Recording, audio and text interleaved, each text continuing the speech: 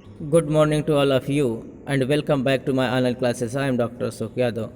और बच्चों, आज हम आप लोगों के लिए बहुत ही इम्पॉर्टेंट इन्फॉर्मेशन लेकर उपस्थित हुए हैं।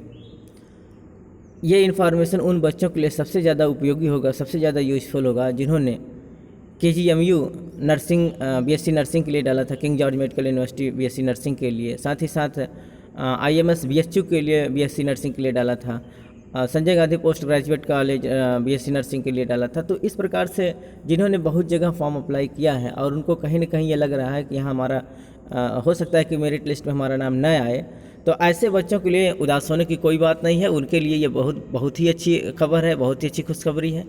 आज हम उन्हीं बच्चों के लिए ये लेकर आए हैं। बच्चों, ये जो फॉर्म अप्लाई हो रहा है बच्चों, ये उत्तर प्रदेश स्टेट मेडिकल फैकल्टी से निकला हुआ है और ये उन बच्चों के लिए है जो कहीं न कहीं मेडिकल के फील्ड में, चाहे वो नीट के लिए तैयारी कर रहे हैं, चाहे वो एम्स के लिए तैयारी कर रहे हैं, चाहे वो जिपमर के लिए तैयारी कर रहे हो, चाहे वो अदर कोई वेटरनरी के लिए तैयारी कर रहे हो। तो कुछ ऐसे बच्चे हैं बच्चों जो उनको ये लगता है कि हम ज़्यादा समय नहीं दे पाएंगे किसी कारणवश, और वो मेडिकल के फील्ड में जाना चाहते हैं। तो बच्चों, मेडिकल के फील्ड में मेडिकल का ही एक एसोसिएटेड ब्रांचेस होता है जिसको हम पैरामेडिकल स्टाफ कहते हैं। तो पैरामेडिकल स्टाफ भी बच्चों एक अच्छा सम्मानजनक नौकरी दिलाता है, एक अच्छा सम्मान दिलाता है जिसका रेपुटेशन होता है समाज में, साथ ही साथ पैसा अर्न करने का भी बहुत अच्छा मौका देता है, जो कहीं न कहीं मेडिकल कॉलेजों में as assistant nursing midwifery staff के लिए या नर्सिंग स्टाफ के लिए एज ए इंचार्ज के रूप में CHC PSC में इनका फॉर्म अप्लाई होता है बच्चों। साथ ही साथ बहुत सारे मेडिकल एजेंसीज़ हैं, वहाँ आपको डिफार्मा के रूप में आपको सब्स्टिट्यूट मिल जाता है। अगर आप पैथोलॉजी करते हैं, लैब टेक्नीशियन का कोर्स करते हैं, तो वो आप कहीं ना कहीं अपना क्लिनिक चला सकते हैं छोटा मोटा, या तो फिर आप अपना कहीं भी लैब खोल सकते हैं। तो इसके लिए बच्चों बहुत अच्छी अपॉर्चुनिटी है, बहुत अच्छा मौका है। आप पैसा भी अर्न कर सकते हैं, साथ ही साथ समाज में बहुत अच्छी रेपुटेशन कमा सकते हैं। तो ऐसे बच्चों के लिए बहुत ही अच्छी खुशखबरी है बच्चों। अगर आप चाहते हैं कि हमको कम समय में बहुत अच्छा कुछ अचीव हो जाए, ज़्यादा से ज़्यादा पैसा हम अर्निंग कर सकें और साथ ही साथ समाज में हमारा सम्मान बना रहे, तो इसके लिए बच्चों उत्तर प्रदेश स्टेट मेडिकल फैकल्टी ने पैरामेडिकल का फॉर्म अप्लाई करने के लिए मौका दिया है और उसके लिए आपको समय मिला हुआ है। ठीक बच्चों, तो जैसा कि आइए हम इनके दिशा निर्देश को पढ़ते हैं, इनके विवरणिका के विषय में हम अध्ययन करते हैं और बताते हैं। आप लोग एक एक चीज़ पॉइंट करके समझेंगे, सुनेंगे, तो हमें लगता है किसी प्रकार का कोई डाउट नहीं रह जाएगा।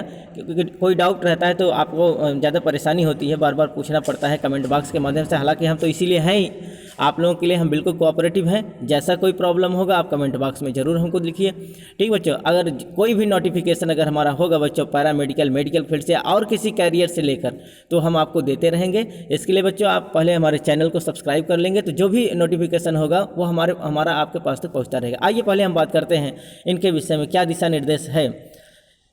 तो अगर हम देखें बच्चों, तो ये देखिए आया है उत्तर प्रदेश स्टेट मेडिकल फैकल्टी द्वारा संबद्ध उत्तर प्रदेश शासन द्वारा मान्यता प्राप्त पैरामेडिकल प्रशिक्षणों के शासकीय व निजी प्रशिक्षण केंद्रों में प्रवेश हेतु संयुक्त पैरामेडिकल प्रवेश प्रक्रिया। पहले बच्चों ये एंट्रेंस एग्जाम हुआ करता था, संयुक्त पैरामेडिकल एंट्रेंस एग्जाम होता था, लेकिन अब ये मेरिट से होने लगा है।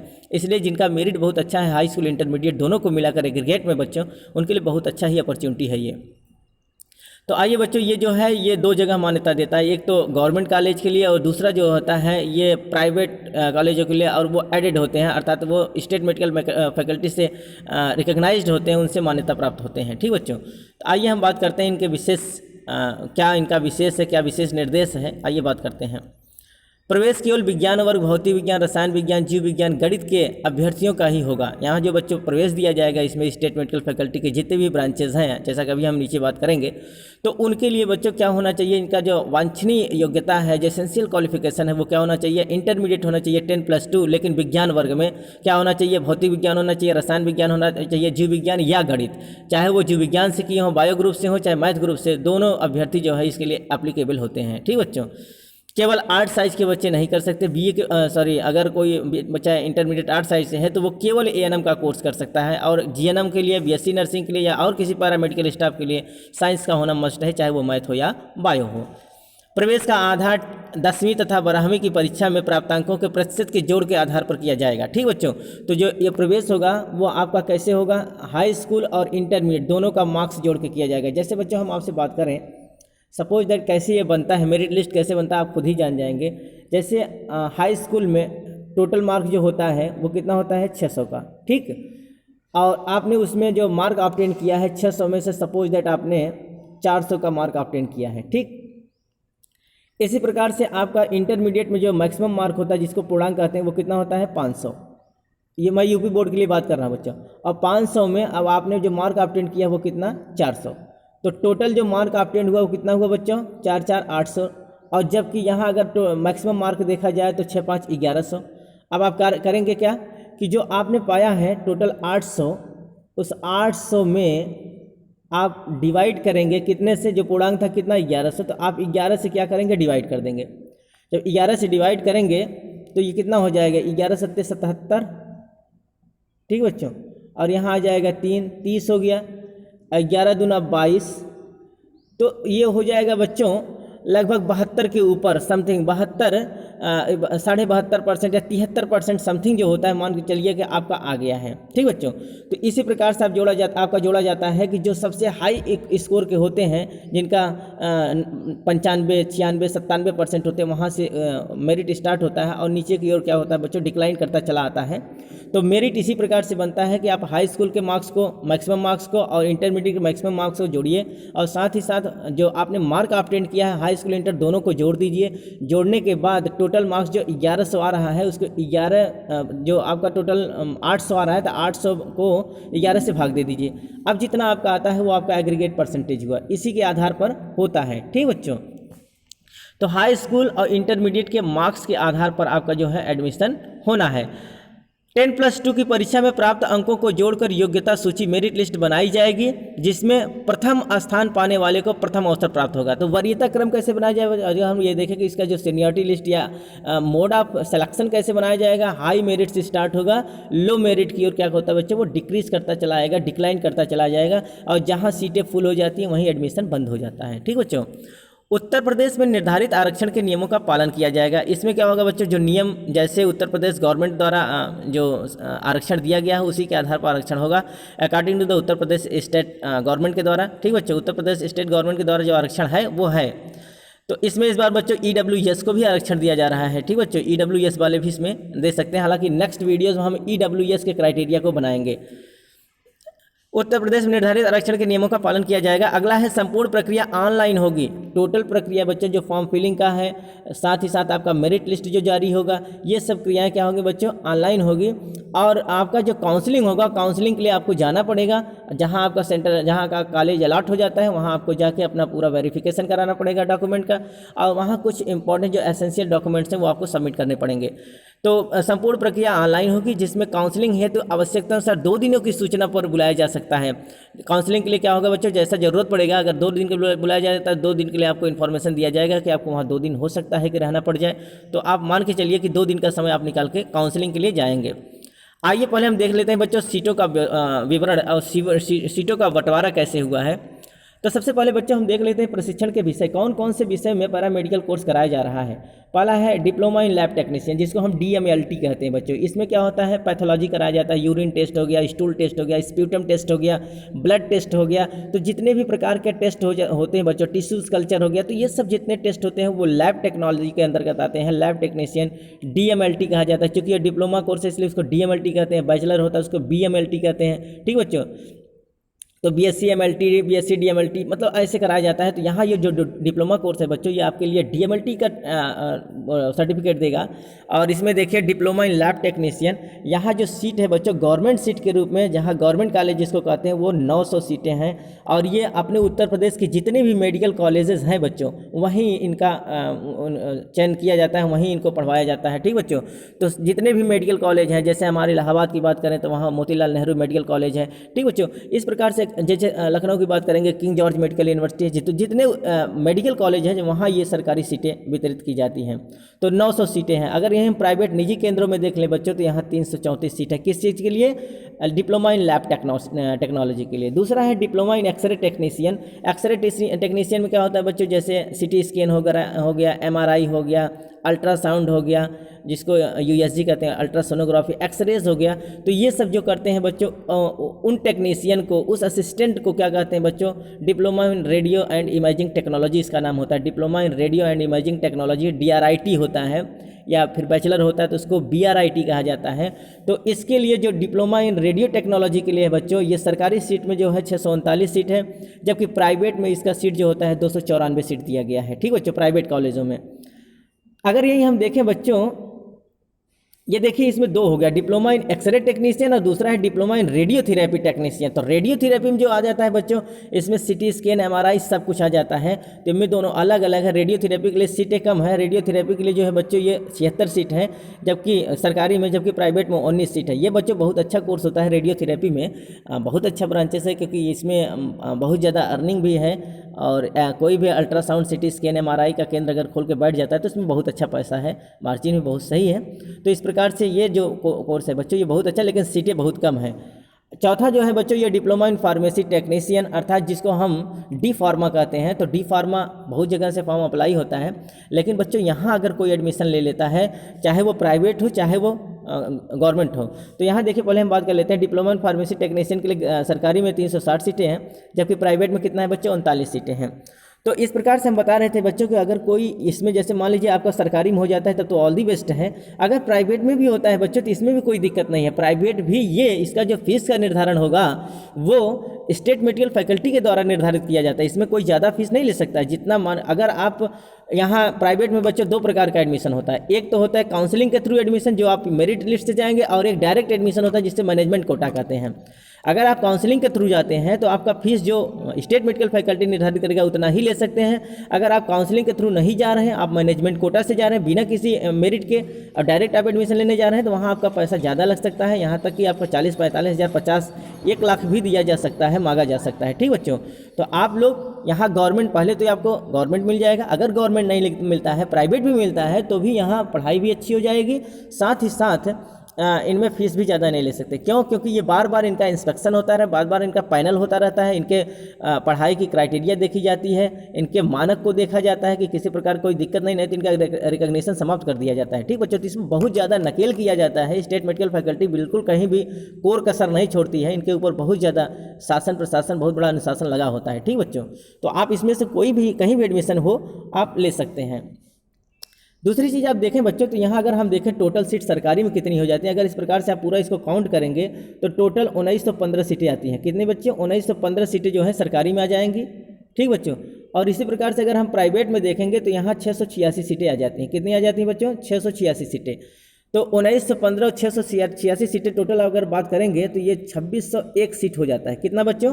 2601 सीट होता है। इतना तो ये सरकारी कॉलेजों में और प्राइवेट कॉलेजों में ये सीट का ब्यौरा हुआ। साथ ही साथ बच्चों अभी यहाँ देखेंगे हम, तो ये देखिए 5वें सीरियल नंबर में जो दे रहा है, diploma in optometry, diploma in physiotherapy, diploma in OT technician, diploma in cardiology technician, diploma in dialysis technician, diploma में CT scan technician, diploma in MRI technician, diploma in sanitation, diploma in emergency and trauma care technician and diploma in blood transfusion technician. Very very most important ये courses होते हैं बच्चों, जो king George medical university campus में कराए जाएंगे। तो king George medical university जहाँ आप लोगों ने अभी तक फॉर्म डाला है BSc नर्सिंग के लिए, अगर बाय द वे आपका नहीं होता है तो यहाँ बहुत बढ़िया मौका है बच्चों, क्योंकि 38 सीटें, 38 सीट प्रत्येक कोर्स के लिए है। इस प्रकार से अगर पूरे कोर्स को हम देख लें तो कम से कम 1500 कोर्स सीट तो यहीं आ जाता है। ठीक बच्चों, तो कुल मान के चलिए कि आपका 5000 सीट पर एडमिशन होना है। टोटल यहाँ जो है 2601 सीट यहाँ होता है, और मान के चलिए कि 1500 सीटें यहाँ आ जाएंगी। तो यहाँ बच्चों ये जो हम एक एक के विषय में हम बता दें आपको बहुत अच्छे से। डिप्लोमा इन ऑप्टोमेट्री का जो मतलब होता है बच्चों, वो जो आँख के होते हैं, आँख के जो डॉक्टर होते हैं उनके साथ जो टेक्नीशियन लगे होते हैं उनको हम ऑप्टोमेट्रिस्ट कहते हैं। तो ऑप्टोमेट्री में भी यहाँ डिप्लोमा है।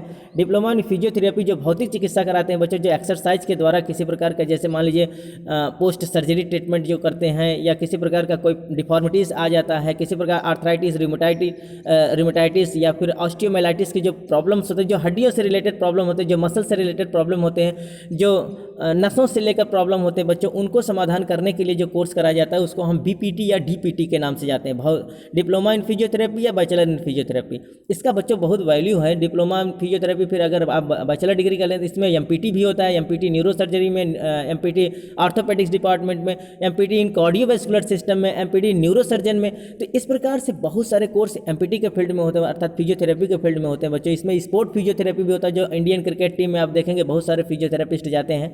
तो ये भी बहुत अच्छा कोर्स है डिप्लोमा इन फिजियोथेरेपी। चूँकि ये डिप्लोमा का कोर्स देगा इसलिए बहुत ऊपर आप नहीं जा सकते हैं। अगर इसको बहुत आगे जाने का आपका मन होगा तो इसके लिए आप बैचलर करेंगे, मास्टर डिग्री करेंगे, PhD करेंगे तो आप बहुत ऊंचाइयां छू सकते हैं इसमें। ठीक बच्चों, तो diploma in physiotherapy, diploma in OT technician, operation theatre technician, जैसे ऑपरेशन रूम में जो माइनर OT या मेजर OT जो होते हैं, जिसमें सर्जन जो होता है बच्चों सर्जरी करता है, तो सर्जरी के करने के लिए उसमें एक असिस्टेंट भी होता है जो कोर्स करता है, उसको क्या कहते हैं OT technician, operation theatre technician. ठीक बच्चों, तो ऑपरेशन थिएटर का काम वो करता है। साथ ही साथ अगला जो है डिप्लोमा इन कार्डियोलॉजी टेक्नीशियन, अर्थात जो हार्ट के डॉक्टर होते हैं, कार्डियोलॉजिस्ट होते हैं बच्चों, उनके साथ भी एक असिस्टेंट होता है। उसके लिए जो कोर्स कराया जाता है उसको डिप्लोमा इन कार्डियोलॉजी टेक्नीशियन कहते हैं। डिप्लोमा इन डायलिसिस टेक्नीशियन, जो ब्लड का उतारना चढ़ाना, जो डायलिसिस, जैसे किडनी में कोई प्रॉब्लम हो जाता है बच्चों, तो डायलिसिस के लिए जो डायलिसिस कराया जाता है वहाँ भी एक टेक्नीशियन होता है। तो वो कौन सा कोर्स करता है? डिप्लोमा इन डायलिसिस टेक्नीशियन के लिए। CT स्कैन, जैसा कि मैंने बताया कि यहाँ जैसे रेडियोलॉजी था, ये diploma in radiology technician, diploma in x-ray technician, इसी से एक अच्छा एडवांस ब्रांच जो है बच्चों उसको हम डिप्लोमा इन CT स्कैन। इसमें जो कराया जा रहा है बच्चों बिल्कुल अलग अलग। जो एक्सरे टेक्नीशियन करेगा वो केवल एक्सरे के विषय में जानेगा, जो रेडियोथेरेपी टेक्नीशियन करेगा वो CT स्कैन जानेगा। ठीक बच्चों, MRI जानेगा। तो रेडियोथेरेपी में ही एक ऐसा है, CT स्कैन या MRI अगर आपको करना है, बहुत अच्छे से सीखना है, तो उसके लिए आपको ये डिप्लोमा करना पड़ेगा, डिप्लोमा CT स्कैन। इसको DRIT भी कहते हैं, diploma radio and imaging technology. ये बहुत अच्छा कोर्स है बच्चों, जैसा कि मैं अभी बात किया था। अगला है बच्चों डिप्लोमा इन MRI मैंने बताया, CT scan, MRI, x-ray, ultrasound, ये सब जो आते हैं बच्चों ये रेडियो इमेजिंग टेक्नोलॉजी के अंतर्गत ही आते हैं। यहाँ अलग अलग कोर्स करवा रहा है। अगर आप बैचलर कोर्स करते हैं बच्चों तो इसमें सभी कोर्स आपको एक साथ करने के लिए मिल जाता है। हालांकि ये बहुत ही अच्छा है, आप चाहे इसमें से चॉइस कर लीजिए। अगर आपको एक्सरे चलाना है तो एक्सरे टेक्नीशियन कर लीजिए, अगर आपको केवल अल्ट्रासाउंड करना है तो आप रेडियोथेरेपी टेक्नीशियन सीख लीजिए, अगर आपको CT स्कैन करना है या फिर MRI करना है तो इसमें सबका अलग अलग दिया गया है कि diploma in MRI technician, diploma in CT scan. अगर जिसमें आप डालेंगे वही कर पाएंगे, अलग अलग दिया है यहाँ। अगर आपको एक्सरे करना है तो एक्सरे वाला डालना पड़ेगा, अल्ट्रासाउंड करना है तो उसके लिए डालना पड़ेगा, CT स्कैन करना है तो उसके लिए डालना पड़ेगा, MRI करना है तो उसके लिए। लेकिन ये चारों ब्रांचेस बच्चों बहुत ही अच्छे हैं, क्योंकि ये आप इंडिविजुअल भी कहीं ना कहीं अपना एक ब्रांच चला सकते हैं किसी प्रकार का। ये ऑब्जर्वेशन के लिए, रेडियोलॉजी ऑब्जर्वेशन के लिए बहुत जगह CT स्कैन चलाए जाते हैं, बहुत जगह MRI है, अल्ट्रासाउंड के सेंटर्स खुले हुए हैं। ठीक बच्चों, तो यहाँ आपको अपॉर्चुनिटीज़ बहुत अच्छे हैं। आगे जो होता है बच्चों ये देखिए डिप्लोमा इन सैनिटेशन। अगला है diploma in emergency and trauma care. जैसा कि मैंने बताया बच्चों कि जिस प्रकार से भौतिक चिकित्सक होते हैं जो ये फिजियोथेरेपिस्ट होते हैं, उसी प्रकार से क्या होता है बच्चों ट्रॉमा सेंटर में, जहाँ हड्डियों से रिलेटेड जो प्रॉब्लम होता है, जो हड्डी के डॉक्टर ऑर्थोपेडिशियंस होते हैं बच्चों, उनके साथ ये लगाए जाते हैं ट्रॉमा केयर के लिए। ठीक बच्चों, और diploma in blood transfusion technician, जहाँ ब्लड का डोनेशन किया जाता है या फिर उसको लिया जाता है बच्चों, तो ब्लड डोनेशन केंद्र पर जो ब्लड बैंक होते हैं वहाँ भी इन टेक्नीशियन की आवश्यकता होती है। इस प्रकार से अगर हम देखेंगे बच्चों तो किंग जॉर्ज मेडिकल यूनिवर्सिटी में टोटल 38 सीटें जो लगाई गई हैं ये बहुत ही अच्छे ब्रांच के लिए हैं, और ये आपको बहुत ही अच्छे संस्थान में इसका एडमिशन मिलेगा। तो आप यहाँ भी फॉर्म अप्लाई कर सकते हैं। ठीक बच्चों, तो एक साथ ही अप्लाई होगा, क्योंकि आपका मेरिट लिस्ट के आधार पर एडमिशन होना है। तो जिसका ज़्यादा हाई स्कोरर जो होंगे बच्चों, उनको किंग जॉर्ज मेडिकल यूनिवर्सिटी मिलने के चांसेस बहुत हैं। ठीक बच्चों, तो ये तो रहा बच्चों सीट का ब्यौरा। टोटल 2601 सीट पर होने जा रहा है, जिसमें से 1915 सीटें सरकारी की हैं, जबकि 686 सीटें जो हैं नॉन गवर्नमेंट की हैं, लेकिन वो किससे स्टेट मेडिकल फैकल्टी से रिकॉग्नाइज्ड होती हैं। ठीक बच्चों, आइए हम आगे देखते हैं। ऑनलाइन आवेदन में कुल क्या होते हैं बच्चों, 10 और 10+2 के अंकों को भरने की पूर्णतः जिम्मेदारी आवेदक की है। इसमें किसी प्रकार की त्रुटि के लिए कार्यालय की कोई जिम्मेदारी नहीं होगी। बहुत ही अच्छा चीज़ है बच्चों, क्योंकि आपका मेरिट लिस्ट जो बनने जा रहा है, जो बनेगा वो हाई स्कूल प्लस इंटरमीडिएट दोनों के प्राप्तांक के आधार पर बनेगा। अगर आप फॉर्म डालने में किसी प्रकार का कोई गड़बड़ी करते हैं, किसी प्रकार का कोई मिस्टेक करते हैं, तो वहाँ आपका मेरिट लिस्ट प्रभावित हो सकता है। इसलिए बच्चों आप ध्यान देकर बिल्कुल केयरफुली अंक का निर्धारण करें। अंक बिल्कुल वही भरें। किसी प्रकार का कम अंक अगर हो जाता है तो वो आपके लिए क्या होगा, बहुत प्रॉब्लम क्रिएट कर सकता है। आपका मेरिट लिस्ट से नाम नीचे आ सकता है। इसलिए बहुत सावधानीपूर्वक आप हाई स्कूल और इंटर के क्या करेंगे, अंक भरेंगे। अभ्यर्थी के चयन के उपरांत शैक्षिक प्रमाण पत्रों एवं अन्य प्रपत्रों का सत्यापन प्रवेशित प्रशिक्षण केंद्र द्वारा ही किया जाएगा। अगर आपका बच्चों हो जाता है चयन, आपका मेरिट लिस्ट में आपका नाम आ जाता है, तो आपके प्रपत्रों का जो सत्यापन होगा, जो वेरिफिकेशन होगा आपके सर्टिफिकेट का, जो आपके पास सर्टिफिकेट होंगे हाई स्कूल इंटर के प्राप्तांक या फिर और सब चीज़ों का जो वेरिफिकेशन होगा बच्चों, आपके सभी सर्टिफिकेट डॉक्यूमेंट्स का, वो कहाँ होगा, जो आपको कॉलेज अलाट कर दिया जाएगा वहाँ, अर्थात वहाँ का प्रिंसिपल करेगा। ठीक बच्चों, आपको स्टेट मेडिकल फैकल्टी नहीं जाना होगा। इनके सत्यापन के लिए आपको कहाँ जाना पड़ेगा, आपको प्रशिक्षण केंद्र पर जाना पड़ेगा जहाँ से आपका एडमिशन हुआ है। आइए अब हम बात कर रहे हैं अति महत्वपूर्ण तिथियां, विशेष सूचनाएं। अब इसके विषय में हमको जानना पड़ेगा कि क्या क्या है। तो आइए देखते हैं। फैकल्टी की वेबसाइट www.UPSMFAC अर्थात उत्तर Pradesh state medical faculty .org पर पूरी सूचना के दौरान महत्वपूर्ण जानकारियां उपलब्ध कराई जाती रहेंगी। अतः नियमित रूप से वेबसाइट को देखते रहें। जो भी इन्फॉर्मेशन होगा बच्चों, चाहे वो रिजल्ट से, जो आपका मेरिट लिस्ट जारी हो रहा है, या फिर काउंसलिंग से रिलेटेड या सीट अलॉटमेंट से रिलेटेड, वो सब प्रक्रिया आपको किस पर देते रहेंगे बच्चों, इसी वेबसाइट पर, जो ये उत्तर प्रदेश स्टेट मेडिकल फैकल्टी की जो ऑफिशियल वेबसाइट है बच्चों, इसी वेबसाइट पर टोटल इन्फॉर्मेशन क्या होगा आपको दिया जाएगा। कौन सा वेबसाइट बच्चों, आप इसको नोट कर लीजिए। इसी वेबसाइट पर टोटल इन्फॉर्मेशन आपके लिए आते रहेंगे। आवेदन ऑनलाइन किया जाएगा। आवेदन का शुल्क 1000 मात्र है। जो आवेदन है बच्चों वो सबके लिए 1000 रुपये रखा गया है। किसी प्रकार का कोई रिजर्वेशन कोटा नहीं है। फॉर्म अप्लाई करने के लिए जो टोटल शुल्क लगाया जा रहा है 1000 रुपीज़ ओनली। अगला है बच्चों ऑनलाइन आवेदन पत्र भरने के पूर्व दिशा निर्देश भली भांति आप पढ़ लें। आप इस विवरणिका को डाउनलोड करके प्रिंट कर लें ताकि सुलभ सूचनाएं उपलब्ध रहें। यह निःशुल्क है। ये जो आप बच्चों अगर फॉर्म आप अप्लाई कर रहे हैं तो सबसे पहले इनके नोटिफिकेशन को बहुत अच्छे से पढ़ें। इसको आप कहीं डाउनलोड कर लीजिए और फिर उसको बार बार पढ़ने के बाद ही उसको फॉर्म अप्लाई करें। नहीं तो किसी प्रकार से त्रुटि हो जाने पर आपका क्या हो जाएगा, पूरा पैसा बेकार जा सकता है, साथ ही साथ आपका प्रवेश बाधित हो सकता है। आइए बच्चों अगर हम और इसके जो इम्पोर्टेंट स्पेशल इन्फॉर्मेशन है उनके विषय में बात कर लेते हैं। क्या इन्फॉर्मेशन है। प्रवेश केवल विज्ञान वर्ग, रसायन विज्ञान, भौतिक विज्ञान, जीव विज्ञान या गणित के अभ्यर्थियों का ही होगा। बहुत इंपॉर्टेंट चीज़ है बच्चों, आप इसको जान लीजिए। केवल विज्ञान वर्ग, चाहे वो मैथ वर्ग का हो, चाहे वो बायो वर्ग का हो, सभी एप्लीकेंट्स का, सभी अभ्यर्थियों का यहाँ हो सकता है, बशर्ते कि वो साइंस वर्ग का होना चाहिए। दूसरा, कोई प्रवेश परीक्षा या साक्षात्कार नहीं लिया जाएगा। इसमें न तो किसी प्रकार का कोई एंट्रेंस एग्जामिनेशन है, न तो किसी प्रकार का वाइवा है। ठीक बच्चों, तो साक्षात्कार भी नहीं है, न तो इसमें कोई रिटन एग्जाम है। यहाँ केवल मेरिट लिस्ट के आधार पर होना है। प्रवेश का आधार 10वीं तथा 12वीं की परीक्षा में प्राप्त अंकों को जोड़ के आधार पर किया जाएगा। जैसा कि मैंने बताया बच्चों कि इसमें हाई स्कूल इंटर दोनों के प्राप्तांक जुड़ेंगे और दोनों के प्राप्तांक को किससे भाग दिया जाएगा, दोनों के जो मैक्सिमम मार्क हैं उसके अंक से क्या किया जाएगा बच्चों, भाग दिया जाएगा। और जितना आता है वो आपका एक्चुअल मेरिट लिस्ट होगा। बात कर लेते हैं बच्चों अगला, देखिए 10+2 अर्थात इंटरमीडिएट की परीक्षा में प्राप्त अंकों को जोड़कर योग्यता सूची मेरिट लिस्ट बनाई जाएगी, जिसमें प्रथम स्थान पाने वाले को प्रथम अवसर दिया जाएगा। अर्थात इसमें हाई मेरिट से शुरू होगा, नीचे की ओर आएगा। उत्तर प्रदेश में निर्धारित आरक्षण के नियमों का पालन किया जाएगा। According to the Uttar Pradesh state government जो अपना रूल बनाया है बच्चों, जैसा कि अभी तक चला आता है, तो आपका जो आरक्षण है उसी प्रकार से मिलेगा जिस प्रकार से आरक्षण दिया जाता है। अभी हम बात कर लेंगे आरक्षण के विषय में भी। संपूर्ण प्रक्रिया जो है बच्चों ऑनलाइन होगी। इसमें काउंसलिंग है तो आवश्यकता अनुसार 2 दिनों की सूचना पर बुलाया जा सकता है। ये यहाँ क्या होगा बच्चों, संपूर्ण प्रक्रिया आपका ऑनलाइन कराई जाएंगे और काउंसलिंग के लिए इसमें कहा जा रहा है अगर ज़रूरत पड़ेगी तो 2 दिन के लिए आपको बुलाया जा सकता है। ठीक बच्चों, इसलिए आप अपना पूरा व्यवस्था करके जाएंगे। हो सकता है कि आपको 1 दिन के लिए हल्ट करना पड़े और काउंसलिंग 2 दिन का हो सकता है।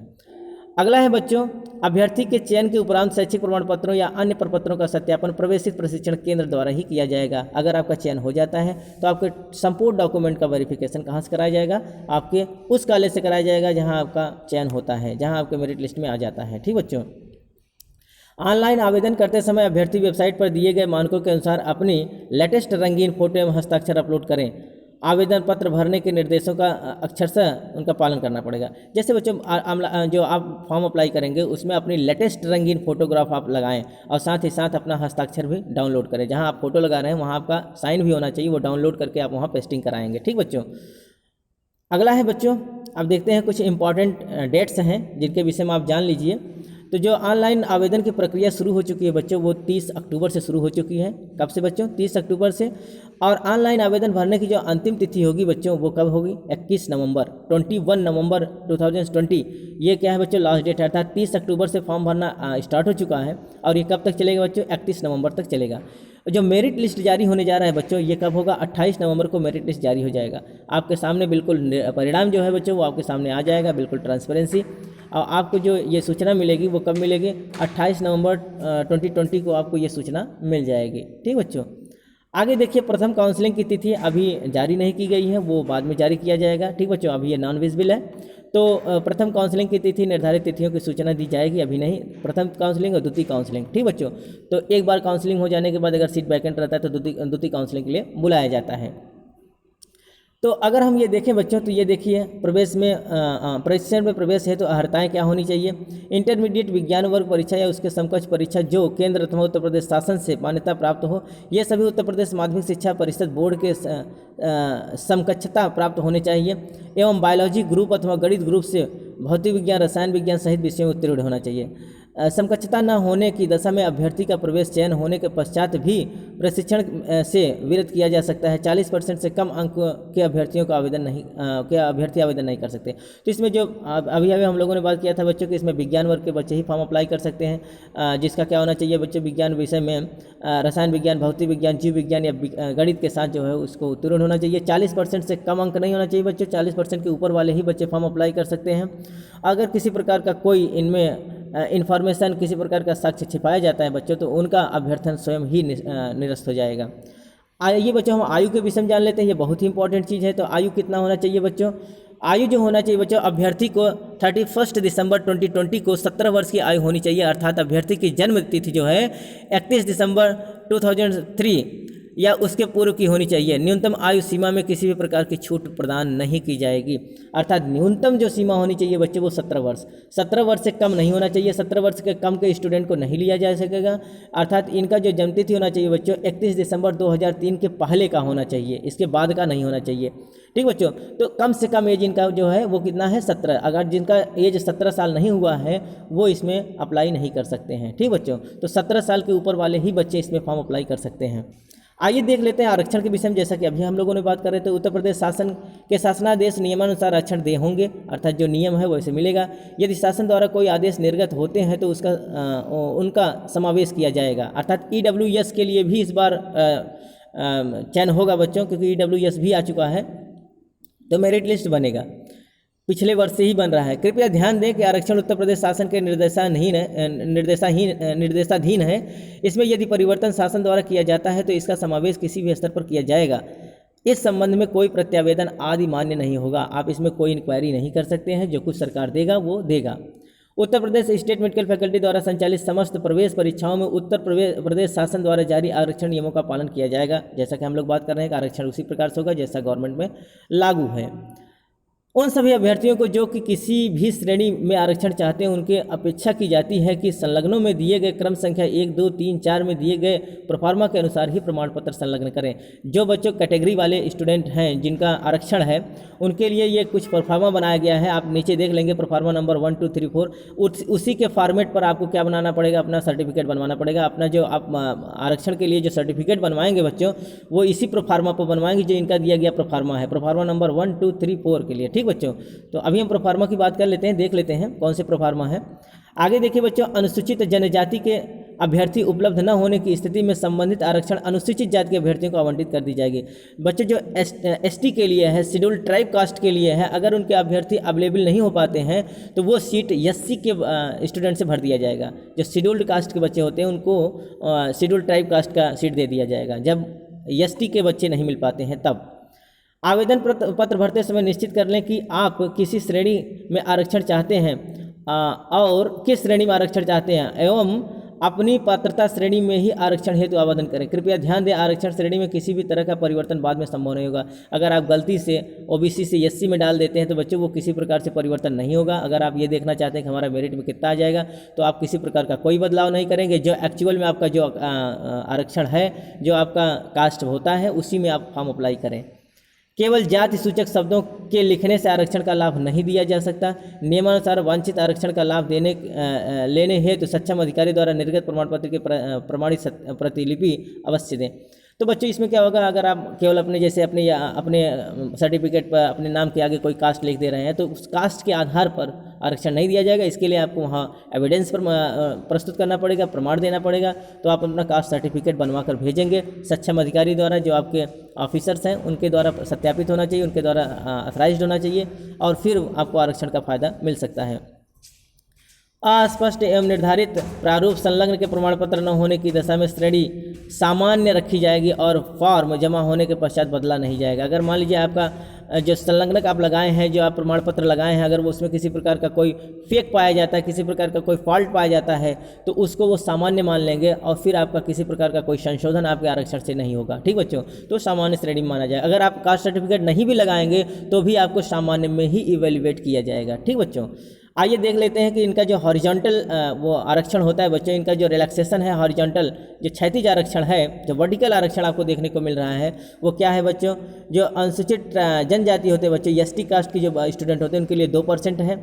अनुसूचित जाति के लिए जो एससी कास्ट के होते हैं बच्चों उनके लिए 21% है, जबकि ओबीसी के लिए कितना बच्चों 27% आरक्षण दिया जा रहा है, जैसा कि पहले से होता आ रहा है। ठीक बच्चों, योग्यता सूची के यदि प्रथम 50% स्थानों में कोई आरक्षित श्रेणी का अभ्यर्थी योग्यता के आधार पर चयनित होता है तो उसे अपनी श्रेणी में अथवा मेरिट क्रम में उपलब्ध अपनी पसंद के प्रशिक्षण व सीटों में चयन चाहेगा तभी उसे अपनी श्रेणी में रख दिया जाएगा। कहने का मतलब देखिए बच्चों कि अगर आपका ऊपर से मेरिट के 50% स्थानों में कोई आरक्षित सीट आता है तो आपके मेरिट लिस्ट के आधार पर आपको वो सीट मतलब आपका जो वरीयता है, जो आप जिस सीट को चाहते हैं, अगर आपका परसेंटेज अच्छा है तो आपको वो दे दिया जाएगा।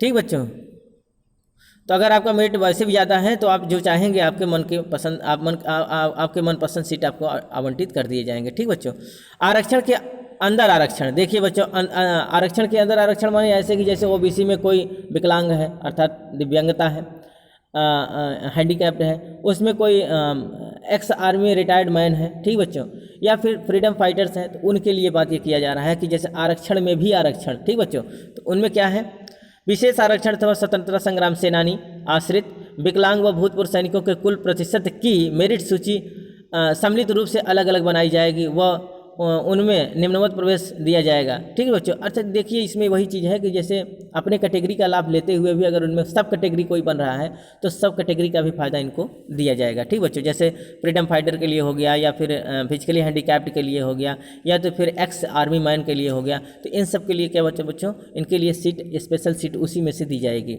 ठीक बच्चों, आगे हम देख लेते हैं आरक्षण के विषय में। बच्चों आप देख लीजिएगा, मैं यहाँ दे रहा हूँ, आप स्क्रीनशॉट ले लीजिएगा। ठीक बच्चों, केवल एक तकनीकी शैक्षिक that is the technical education योग्यता मात्र है। बच्चों इसमें एक बार में केवल एक ही शैक्षिक तकनीक के लिए आप फॉर्म अप्लाई करेंगे, या नहीं कि कई उठे आप डाल देंगे तो सब में मिल जाएगा, केवल एक के लिए। इसके उपरांत अभ्यर्थी निजी अथवा सरकारी क्षेत्र में नौकरी पाने का पात्र हो जाएगा। बच्चों इसमें से आप अगर सर्टिफिकेट आप ले लेंगे तो चाहे आप सरकारी नौकरी करना चाहें चाहे प्राइवेट, सबके लिए आप एप्लीकेबल होंगे। प्रशिक्षण पूर्वकालिक है, प्रशिक्षण जो है बच्चों ये क्या है, पूर्णकालिक है, अर्थात आपको रेगुलर मोड में करना पड़ेगा। एवं प्रशिक्षण 2 वर्ष का है। जितने भी कोर्स हैं आपको ये डिप्लोमा कराए जा रहे हैं वो कितने वर्ष के हैं बच्चों, 2 वर्ष के हैं। उत्तर प्रदेश स्टेट मेडिकल फैकल्टी इसकी परीक्षक संस्था है। जो एग्ज़ाम कराया जाएगा, जो आपका सेंटर होगा बच्चों, जब बोर्ड है आपका, वो उत्तर प्रदेश स्टेट मेडिकल फैकल्टी है। टोटल प्रश्न पत्र आपको वहीं से बन के आएगा, टोटल कॉपी का मूल्यांकन वहीं से होता है। केवल आपके संस्था अलग होंगे, लेकिन परीक्षा का जो बोर्ड होगा बच्चों, जो संस्था का प्रधान होगा वो स्टेट मेडिकल फैकल्टी ही होगा। टोटल पाठ्यक्रम का निर्धारण वहीं से होगा, टोटल एग्जामिनेशन वहीं से होगा, टोटल कॉपियों का इवैल्यूएशन भी स्टेट मेडिकल फैकल्टी से ही कराया जाएगा। यह प्रशिक्षण किसी भी सेवा योजन की गारंटी नहीं है। यह प्रशिक्षण किसी भी सेवा योजन की गारंटी नहीं है, अर्थात यह प्रशिक्षण ये नहीं कि आपको लिख के दिया जाएगा कि आप गवर्नमेंट जॉब के लिए ये कर लेंगे तो तुरंत मिल जाए। बस उसके लिए भी आपको एग्ज़ाम की तैयारी करना पड़ेगा, उसके लिए भी आपको इंटरव्यूज़ देना पड़ेगा, तब होगा। ठीक बच्चों, तो ये कोई संविदा नहीं है कि आप ये कोर्स कर लेंगे तो आपको तुरंत सरकारी नौकरी ये दे देगा। भाई ये तो आपका कोर्स है, करने के बाद आपको फिर से तैयारी करना पड़ेगा और फिर आराम से हो जाएंगे कहीं ना कहीं गवर्नमेंट सेक्टर्स में। आइए बात कर लेते हैं काउंसलिंग के लिए। कुल 2 काउंसलिंग होगी, आवश्यकता पड़ने पर तथा सीटें रिक्त होने की दशा में तृतीय काउंसलिंग भी हो सकती है। एक काउंसलिंग होगी, पहले काउंसलिंग के बाद अगर सीट बचता है बच्चों सेकंड काउंसलिंग होगा, सेकंड काउंसलिंग में भी सीट बच जाता है तो थर्ड काउंसलिंग के लिए भी बुलाया जा सकता है। एक अभ्यर्थी एक ही स्थानांतरण के लिए अर्ह होंगे। तो बच्चों अगर जिसका जहाँ सीट मिल जाता है उसको वहाँ सीट लेना पड़ेगा। ठीक बच्चों, तृतीय काउंसलिंग के पश्चात यदि सीटें रिक्त होती हैं तो संबंधित स्थान अपने स्तर से ही प्रथम पावत के आधार पर स्वयं सीटें भर सकेंगे। बच्चों अगर तृतीय काउंसलिंग में सीट जैसे मान लीजिए आपको सेकंड काउंसलिंग में कोई अच्छा कॉलेज नहीं मिला है, आप चाहते हैं कि हम थर्ड काउंसलिंग में बढ़िया कॉलेज पा जाएं, तो सीटों के शेष रहने पर बच्चों अगर आप थर्ड काउंसलिंग में अपना परिवर्तन कराना चाहते हैं तो आपका हो जाएगा सीटें शेष होने पर।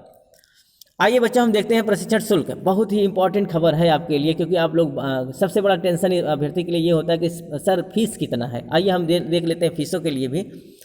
देखिए बच्चों इसमें प्रशिक्षण केंद्र जैसे दिया है, शासकीय प्रशिक्षण केंद्र पर शिक्षण शुल्क। जो गवर्नमेंट कॉलेज जो मेडिकल कॉलेजेज होंगे बच्चों, उस मेडिकल कॉलेज में अगर आप कोर्स कर रहे हैं तो वहाँ कितना फीस होगा। तो वहाँ अगर हम देखें बच्चों तो डी फार्मा के लिए जो फार्मेसी का कोर्स होगा उसके लिए गवर्नमेंट कॉलेजों में 24,000 प्रतिवर्ष फीस है। कितना बच्चों? 24,000। 24,000 जो फीस है बच्चों वो प्रतिवर्ष कहाँ से लिया जाएगा? वो गवर्नमेंट कॉलेजों से लिया जाएगा। किस कोर्स के लिए? फार्मेसी, डी फार्मा के लिए। अगर यही हम diploma radio technology, x-ray technician, radio technician और लैब DMLT अर्थात लैब टेक्नीशियन के लिए बात करें बच्चों तो वहाँ भी उनके लिए भी 24,000 अर्थात 24,000 फी है जो बच्चों वो प्रतिवर्ष पर एनम लिया जाएगा। और यही अगर हम देख लें बच्चों निजी कॉलेजों के लिए जो स्टेट मेडिकल फैकल्टी से रिकॉग्नाइज्ड प्राइवेट कॉलेज है बच्चों, वहाँ उनके लिए क्या है? तो यहाँ बच्चों डी फार्मा के लिए आप देख रहे हैं 45,000 प्रतिवर्ष लिया जाएगा। कितना लिया जाएगा बच्चों? बहुत ज़्यादा नहीं लिया जा रहा है, 45,000 रुपये प्रतिवर्ष लिया जाएगा। और जबकि अगर आप रेडियो टेक्नीशियन का कोर्स कर रहे हैं, लैब टेक्नीशियन का कर रहे हैं या फिर एक्सरे टेक्नीशियन, तो प्राइवेट कॉलेजों में भी केवल 24,000 रुपये प्रतिवर्ष ही दी जाएगी। और ये फीस आपको 2 किस्तों में देने के लिए कहा जा रहा है। अगर आप एक बार में नहीं दे पा रहे हैं तो इंस्टॉलमेंट में बच्चों आप 2 किस्त में दे सकते हैं। कोई ज़रूरी नहीं कि आप OTS में ही पैसा दें। अगर OTS में आपका नहीं हो पा रहा है, वन टाइम नहीं आप जमा कर पा रहे हैं, तो आप इंस्टॉलमेंट में 2 किस्तों में पैसा दे सकते हैं। ठीक बच्चों, तो ये रहा गवर्नमेंट कॉलेज के लिए, चाहे जो भी करेंगे आपको 24,000 रुपये प्रतिवर्ष देना पड़ेगा किसी भी कोर्स के लिए। जबकि प्राइवेट में बच्चों केवल फार्मेसी के लिए आपको 45,000 रुपये देना पड़ेगा और से सभी कोर्स के लिए केवल 24,000 रुपये प्रतिवर्ष प्राइवेट में भी देना पड़ेगा। ठीक बच्चों, अगला जो इन्फॉर्मेशन चीज़ है वो ये है बच्चों, उपरोक्त शुल्क केवल पठन पाठन अर्थात ट्यूशन फी के मद का है। अर्थात इसमें ट्यूशन फी के सिवाय और कुछ नहीं है। हॉस्टल को आपको अलग देना पड़ेगा, अकोमोडेशन का अलग देना पड़ेगा और स्टेशनरी के लिए जो कुछ भी है बच्चों वो सब आपको अलग से देना पड़ेगा। ये आपका जो ब्यौरा दिया गया है ये केवल ट्यूशन फीस के लिए दिया गया है, जो आपका कोर्स फीस होता है। ठीक बच्चों, वेबसाइट यह है उत्तर प्रदेश स्टेट मेडिकल फैकल्टी का जो ऑफिशियल वेबसाइट है बच्चों। आप इस वेबसाइट से आप सब कुछ सूचनाएं आप प्राप्त कर सकते हैं। ठीक बच्चों, तो अब यहाँ देखते हैं बच्चों, ये देखिए प्रशिक्षण केंद्रों में उपलब्ध सीटों संबंधित महत्वपूर्ण सूचना कि जो कौन कौन से ऐसे कॉलेजेस हैं जहाँ कितने सीटें हैं। अगर हम देखें बच्चों तो ये देखिए आपको क्यूरियोसिटी हो रही होगी कि देखिए कौन कौन से मेडिकल कॉलेजेस हैं। तो यहाँ देखिए सबसे पहले में आ रहा है मोतीलाल नेहरू मेडिकल कॉलेज इलाहाबाद प्रयागराज। ये एक गवर्नमेंट मेडिकल कॉलेज है। यहाँ आप देखेंगे फार्मेसी में 75 सीटें हैं, एक्सरे टेक्नीशियन के लिए 75 सीटें हैं, रेडियो टेक्नीशियन की सीट यहाँ नहीं है, लैब टेक्नीशियन के लिए यहाँ कितना है बच्चों? 100 सीटें हैं।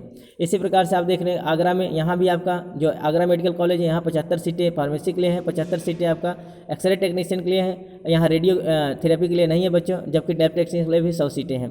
तो इस प्रकार से ये सब क्या है बच्चों, ऊपर से जो दिए गए हैं ये सब मेडिकल कॉलेजेस हैं। Allahabad medical college, Agra medical college, Lucknow, Jhansi, Kanpur medical college, ठीक है, king George medical university Lucknow campus. ये बहुत इंपॉर्टेंट चीज़ है बच्चों। यहाँ देखिए यहाँ फार्मेसी सीटें नहीं हैं, यहाँ एक्सरे टेक्नीशियन में 75 सीटें हैं, रेडियोथेरेपी में 38 सीटें हैं और लैब टेक्नीशियन में कितने हैं बच्चों? 100 सीटें हैं।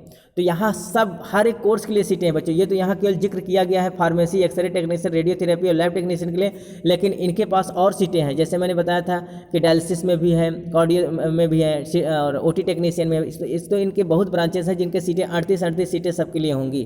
ठीक बच्चों, तो यहाँ बहुत सारे सीटें हैं, लगभग 1500 सीटें तो किंग जॉर्ज मेडिकल यूनिवर्सिटी में अलग से होंगे। आइए बच्चों अगला हम अगर देखते हैं तो देखिए शासकीय में और भी सीटें हैं। जैसे देखिए ये मेरठ का जो मेडिकल कॉलेज है बच्चों, तो मेरठ के मेडिकल कॉलेज में भी आप देखिए, ये देखिए कहाँ गया, हाँ मेरठ के मेडिकल कॉलेज में भी ये 75 सीटें हैं फार्मेसी के लिए। इस प्रकार से 50 सीटें जो आपको इसमें दिया जा रहा है DRIT के लिए अर्थात रेडियो टेक्नीशियन, और ये देखिए लैब टेक्नीशियन के लिए 100 सीटें। इसी प्रकार से सफाई में बच्चों जो अभी नया कॉलेज बनाया गया, या अब ये भी क्या हो गया, अब ये बच्चों एक छोटा एम्स कहा जाता है, यहाँ भी आपको 50-50 सीट देखने को मिल रहे हैं। लखनऊ में डॉक्टर राम मनोहर लोहिया आयुर्विज्ञान संस्थान में भी कितने हैं बच्चों? ये भी शासकीय है, 38 सीट, 13 सीट और 25 सीट यहाँ देखने को मिल रहे हैं। कन्नौज में भी देखिए बच्चों, यहाँ भी ये सभी नए मेडिकल कॉलेज बने हैं बच्चों। ठीक, कन्नौज हो गया, जालौन हो गया, आजमगढ़ हो गया, अम्बेडकर नगर हो गया, शेख उन हिंद मौलाना महमूद हसन मेडिकल कॉलेज सहारनपुर, ये भी एक क्या है बच्चों, नया मेडिकल कॉलेज है। तो इस प्रकार से अगर देखें बच्चों, अगला देखिए जेके कैंसर संस्थान कानपुर, तो यहाँ भी बच्चों क्या है, यहाँ देखिए केवल यहाँ 25 सीट दिया गया है। तो ये सब सरकारी संस्थान। अब इसके नीचे जितने हैं बच्चों ये प्राइवेट कॉलेज हैं, जैसे देखिए संतोष मेडिकल कॉलेज गाजियाबाद, सरदार पटेल शिक्षण समिति लखनऊ, ठीक बच्चों, सुभारती मेडिकल कॉलेज मेरठ, इस प्रकार इंस्टीट्यूट ऑफ पैरामेडिकल लखनऊ। तो इस प्रकार से ये सब प्राइवेट कॉलेज हैं जहाँ सीट का ब्यौरा ये दिया गया है, ठीक बच्चों। तो इस प्रकार से टोटल सीट जो है आपके पास कितने हैं बच्चों, 2601 सीटें हैं। तो यहाँ देखिए बच्चों ये विशेष है, उपरोक्त के अतिरिक्त यहाँ देखिए दिया गया है, नोट देखिए, उपरोक्त के अतिरिक्त उत्तर प्रदेश शासन के निर्देशानुसार केंद्र व सीटों के संख्या में परिवर्तन किया जा सकता है, अर्थात केंद्र भी बदला जा सकता है अगर आप चाहते हैं, और संख्या भी बदला जा सकता है अगर मान लीजिए सीटें और भी बढ़ाई जा सकती हैं या थोड़ा कम की जा सकती हैं। अगला देखिए बच्चों विशेष में क्या है, किंग जॉर्ज चिकित्सा विश्वविद्यालय लखनऊ के डिप्लोमा में optometry, diploma in physiotherapy, diploma में OT technician, diploma in cardiology technician, diploma in dialysis technician, diploma in CT scan technician, diploma in MRI technician, diploma in sanitation, diploma in emergency and trauma care technician and diploma in blood transfusion technician प्रशिक्षण में 38 seat प्रत्येक पाठ्यक्रम विषयों को शासनादेश संख्या 3076 अपान इतना दिनांक 26/9/2014 के अंतर्गत मान्यता दी गई है। इन समस्त प्रशिक्षणों में भी प्रवेश प्रक्रिया के अंतर्गत ही काउंसलिंग के माध्यम से प्रवेश दिया जाएगा। इन प्रशिक्षणों के पठन पाठन की fees king George medical university द्वारा निर्धारित की जाएगी। प्रत्येक परीक्षा संस्था उत्तर प्रदेश स्टेट मेडिकल फैकल्टी होगी। देखो बच्चों ये जो किंग जॉर्ज मेडिकल यूनिवर्सिटी एक बहुत बड़ी यूनिवर्सिटी है जो मेडिकल यूनिवर्सिटी है, लेकिन यहाँ बच्चों जो पैरामेडिकल कोर्स के लिए सीटें दी जा रही वो स्टेट मेडिकल फैकल्टी के द्वारा दी जा रही। यहाँ जो एग्ज़ाम होगा वो किंग जॉर्ज मेडिकल यूनिवर्सिटी नहीं कराएगा, किंग जॉर्ज मेडिकल यूनिवर्सिटी केवल उसका केंद्र है, और जो एग्ज़ाम होगा, जो बोर्ड होगा बच्चों, वो स्टेट मेडिकल फैकल्टी के द्वारा ही होगा। लेकिन ये जो सीटों का ब्यौरा है वो स्टेट मेडिकल फैकल्टी ने इनको दिया है 38 सीटें, लेकिन जो फीस का निर्धारण है बच्चों वो आपको वहाँ से मिलेगा। किंग जॉर्ज मेडिकल यूनिवर्सिटी के वेबसाइट पर जाएंगे तो वहाँ आपको इनके विषय में, तो वहाँ बच्चों वो तो अपना खुद का एग्ज़ाम कराता है, लेकिन कुछ सीटें जो होती हैं स्टेट मेडिकल फैकल्टी के द्वारा किंग जॉर्ज मेडिकल यूनिवर्सिटी में भरी जाती है। तो यहाँ अगर आपका एडमिशन हो जाता है बच्चों तो ऑल द बेस्ट है, बहुत ही बढ़िया संस्थान है जो आप स्टेट मेडिकल फैकल्टी के थ्रू तो जाएंगे, लेकिन पढ़ाई आपको किंग जॉर्ज मेडिकल यूनिवर्सिटी मिलेगी तो वहाँ बहुत अच्छे डॉक्टर हैं जो आपको पढ़ाएंगे, तो मानकता आपकी बहुत अच्छी हो जाएगी। ठीक बच्चों, तो बहुत ही अच्छा चीज़ है ये। आगे आइए बच्चों, ये देखिए जैसा कि हम बात कर रहे थे, अगर आपका आरक्षण सर्टिफिकेट बनवाना है तो ये आपका संलग्न है, ये आपका एक फॉर्मेट है, इसी फॉर्मेट पर आपको बनवाना पड़ेगा। ठीक बच्चों, तो ये देखिए अनुसूचित जाति के लिए ये फॉर्मेट है, आप इसको देख लीजिए, डाउनलोड कर लीजिए, इसको आप देख लेंगे या आप स्क्रीनशॉट ले लीजिए। इसी पर क्या होगा बच्चों, आपका जो होगा इसी फॉर्मेट आपका कास्ट सर्टिफिकेट बनेगा। ये एससी के लिए है, और इधर आप देखेंगे बच्चों ये अन्य पिछड़े वर्ग के लिए ओबीसी के लिए ये फॉर्मेट है, तो इसको आप स्क्रीनशॉट ले लीजिए अगर आपको लेना है। ठीक बच्चों, तो इस फॉर्मेट पर आपका बनना चाहिए। हालांकि बच्चों जो बनवाते हैं, जो तहसील में जो फॉर्मेट बन के आया है वो यही फॉर्मेट है, आपको परेशान होने की ज़रूरत नहीं है।